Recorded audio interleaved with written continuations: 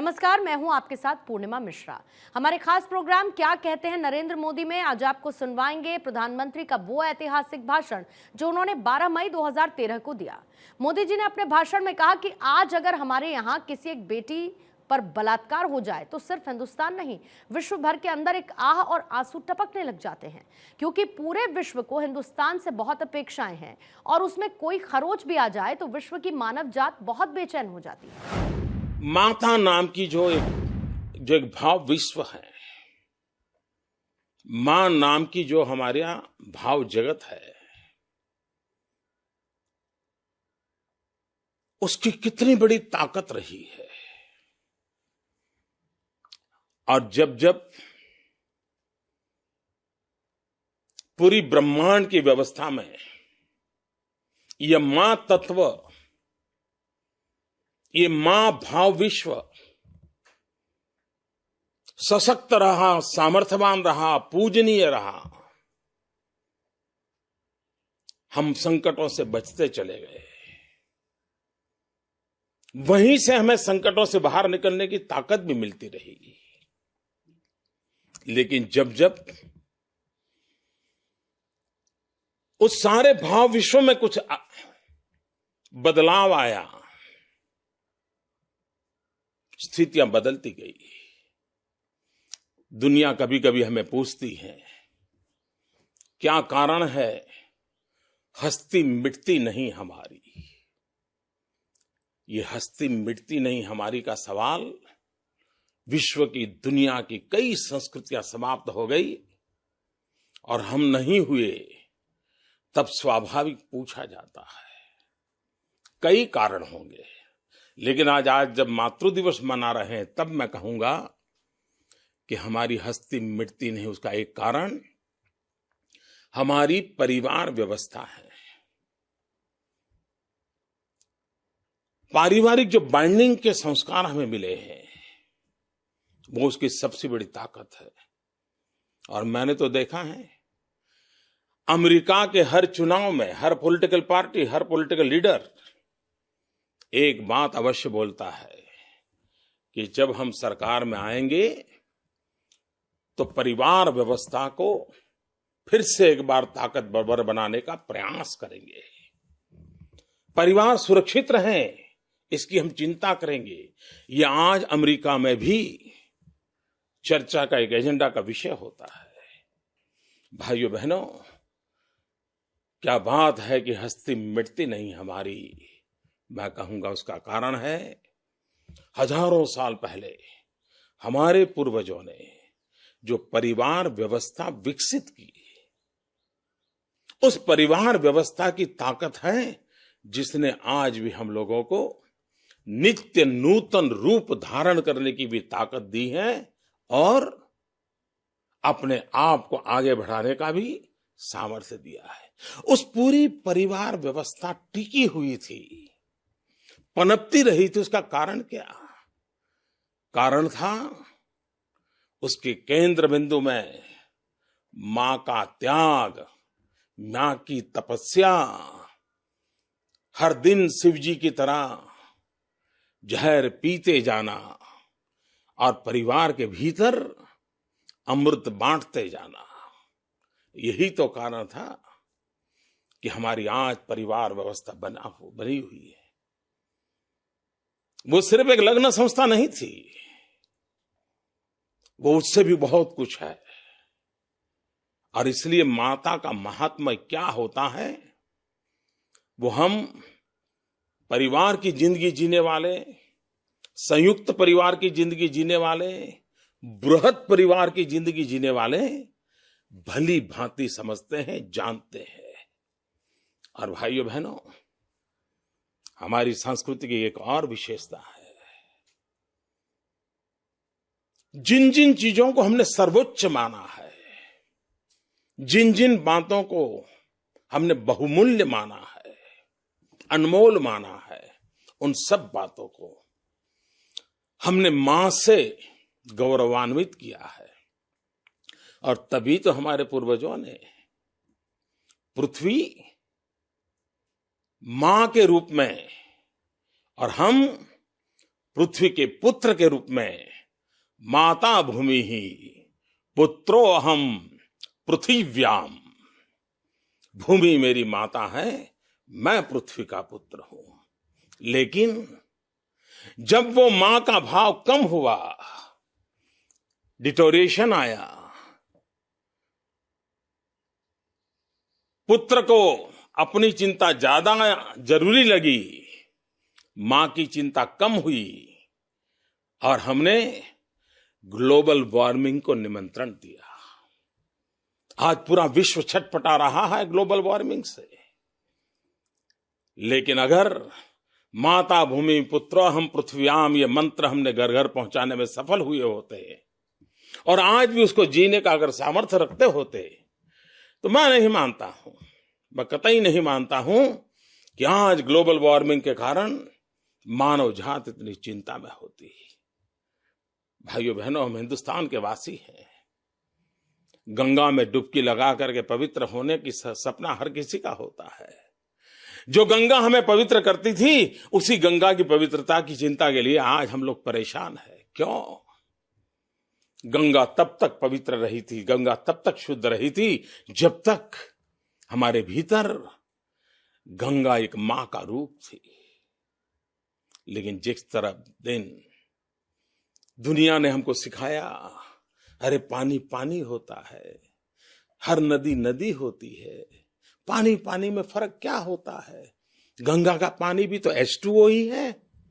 ये विज्ञान के तराजू से जब हमको पानी की व्याख्याएं दिखाई गई, हमारा मां का भाव कम होता गया, हम रेशनलाइज होते गए, हमारा भाव विश्व के सवाल उठते गए और फिर ऐसा लगने लगा कि हम नदी को भी गंदा कर सकते हैं, हमारा कोई दायित्व तो नहीं है। और मां जिसको गंगा कहते थे, उसको हम ही ने बर्बाद कर दिया। और इसलिए भाइयों बहनों, हम जिस भूमि से बोल रहे हैं, ये भारत माता हमने मां के रूप में देखा है। हम मदरलैंड बोलते हैं, दुनिया के कई देश है जो फादरलैंड बोलते हैं। फर्क तुरंत ध्यान में आता है। भाइयों बहनों, और हमारी अपनी जननी मां, हमारी गुर्जर मां, हमारी भारत मां, हमारी पृथ्वी मां, आइए समय है हम इन सभी मां के रूप को प्रणाम करें, प्रेरणा लें, पुरुषार्थ का संकल्प करें और मां जिस भी रूप में हो उसका सम्मान, उसका आदर, उसकी रक्षा, उसका गौरवगान, ये हमारी न सिर्फ जिम्मेवारी हो, लेकिन वो हमारा डीएनए होना चाहिए। और तभी तो व्यवस्थाएं चलेगी। आप सब गुजरात दिवस मना रहे हैं, लेकिन मुझे खुशी इस बात है कि आप गुजरात इवेंट भी ग्लोबली मना रहे हैं। मैं देख रहा था शिकागो के मेयर इसमें पार्टिसिपेट कर रहे हैं। मैं देख रहा था जो गुजराती में कभी आए भी नहीं है, गुजरात देखा भी नहीं है, ऐसे कई मेरे भिन्न भिन्न भाषा वाले हिंदुस्तान के मेरे भाई बहन इस समारोह में हैं। और जब मैं यहां बोलने के लिए खड़ा हुआ तो मुझे पहली सूचना ये मिली कि साहब सिर्फ गुजराती लोग नहीं, वहां तो सब लोग हैं, तो आप जरा हिंदी में बोलिए। यही दिखाता है कि भाइयों बहनों, हम सीमाओं में बंद करके सोचने वाले समाज नहीं है। गुजराती जो ग्लोबल कम्युनिटी, वो जहां गया है सबको अपना बनाया है, सबको अपने आप साथ जोड़ा है। और इसलिए विश्व भर में फैले हुए मेरे सभी भारतीयों का, मेरे सभी गुजराती भाइयों बहनों का मैं अंतःकरणपूर्वक अभिनंदन करता हूं कि दुनिया ने आपके माध्यम से हम लोगों को जाना है। विश्व ने आपको जाना पहले, फिर पूछा कि आप कहां से हैं, तब उसे पता चला कि उस महान विरासत की विरासत जिसके पास है वो आप लोग हैं। आपने वहां रहते हुए उस परंपराओं के बीच जीते होने के बावजूद भी वहीं की भाषा, वहां का खानपान, उस जिंदगी को जीने के लिए संजोगों ने आपको वहां रखा हुआ, तो भी आप लोगों ने किसी भी व्यवहार से, आचरण से हिंदुस्तान का नाम बुरा नहीं होने दिया है, गुजरात का नाम बुरा नहीं होने दिया है। उसी का कारण है कि आज सब लोग आपको प्रेम करते हैं, आपके माध्यम से गुजरात को प्रेम करते हैं, देश को प्रेम करते हैं। एक प्रकार से आप सभी वहां बैठे हुए और टीवी के माध्यम से सुन रहे हैं, आप सभी भाई लोग सच्चे अर्थ में आप हमारे कल्चरल एम्बेसडर हैं। और आज का ये अवसर उसमें एक सामूहिकता की ताकत देता है, एक नई शक्ति देता है। और इस अर्थ में भी आप इंडिया परेड करते हैं, कितना गौरव होता है। आप गुजरात दिवस मनाते हैं, कितना गौरव होता है। आप अनेक उत्सवों को वहां बना करके वहां के समाजों को जोड़ते हैं, कितना आनंद और उत्साह, उमंग होता है। और इसलिए आप सभी बहुत बहुत अभिनंदन के अधिकारी हैं। भाइयों बहनों, मुझे और भी एक जानकारी मिली। वहां जो एलिस आइसलैंड का एक बड़ा महत्वपूर्ण अवार्ड होता है, इस बार हमारे 3 गुजरात के भाइयों को भी वो अवार्ड मिला है। डॉक्टर भरत भाई बहराई हैं, श्री महेंद्र भाई हैं, श्री रमेश भाई हैं। मैं आप सबका अभिनंदन करता हूं। हो सकता है और भी होंगे, लेकिन मुझे जो जानकारी मिली, कोई रह जाए तो मुझे क्षमा करना। लेकिन जिन्होंने अपने जीवन में कुछ न कुछ अचीव किया है, उन सबको मुझे अभिनंदन करने का गर्व होता है। मैं उन सबका अभिनंदन करता हूं, स्वागत करता हूं। भाइयों बहनों, आन दिनों सब दूर गुजरात की चर्चा हो रही है, गुजरात के विकास की चर्चा हो रही है। दरअसल ये चर्चा सिर्फ गुजरात की नहीं है। चर्चा क्यों हो रही है?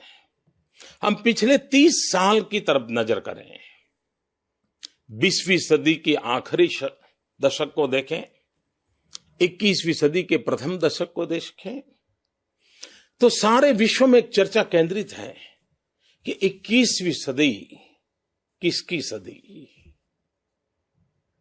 कोई कहता है 21वीं सदी एशिया की सदी, कोई कहता है 21वीं सदी हिंदुस्तान की सदी, कोई कहता है 21वीं सदी चाइना की सदी। ये चर्चा बहुत बड़ी मात्रा में हो रही है। और उसके कारण क्या हुआ? सारा विश्व 21वीं सदी के अनुकूल एशिया में कौन देश किस प्रकार से करवट बदल रहा है, किसका विजन क्या है, किसकी दृष्टि क्या है, कौन किस दिशा में कदम उठा रहे हैं, इस पर चर्चा करते रहते हैं।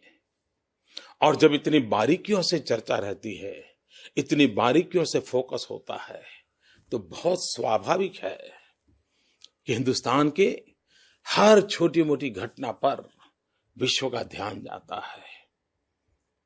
आज अगर हमारे यहां किसी एक बेटी पे बलात्कार हो जाए, तो सिर्फ हिंदुस्तान नहीं, विश्व भर के अंदर एक आह और आंसू टपकने लग जाते हैं। क्यों? क्योंकि पूरे विश्व को हिंदुस्तान से बहुत अपेक्षाएं हैं, और उसमें कोई खरोच भी आ जाए तो विश्व की मानव जात बहुत बेचैन हो जाती है।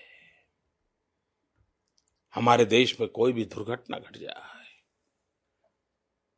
चमड़ी का रंग कोई भी हो, पासपोर्ट के कलर कोई भी हो, हर एक को जैसे कंसर्न लगता है। तो जैसे बुरी घटनाओं के साथ भी विश्व अपने आप को जोड़ करके देखता है,